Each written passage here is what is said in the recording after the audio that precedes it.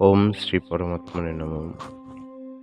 মায়াময় জগতে গুরু সন্ধান করতে হলে যখন তোমার মধ্যে গুরুর জন্য মনের থেকে প্রবল ইচ্ছা জন্মাবে, তখনই তুমি গুরুর সন্ধান করবে। যেমন একটি মাছ জল থেকে তুলে রাখলে যেরকম মাছটি ছটফট করে, তেমনি মনের ব্যাকুলতা চাই। আত্মজ্ঞান লাভের জন্য এরকম ছটফট চাই।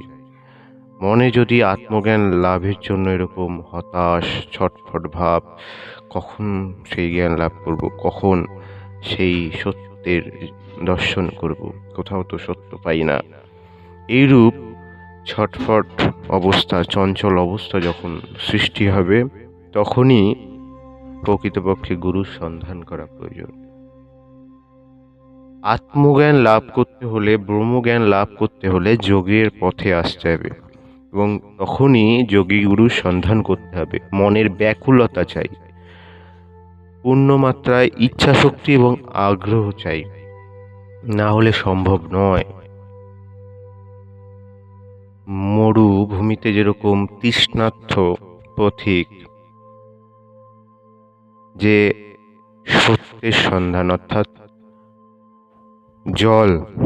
জল তৃষ্ণা মেটানোর জন্য জলের সন্ধান করে, তেমনি প্রবল ইচ্ছা লাগবে যে হ্যাঁ, আমি সত্য জানবো, সত্যকে জানবো, সত্য দর্শন করব, আত্মজ্ঞান, নিজেকে জানবো, সেই জ্ঞান লাভ করব। এরূপ ইচ্ছা না থাকলে গুরু লাভ করেও তার কিছু লাভ হবে না।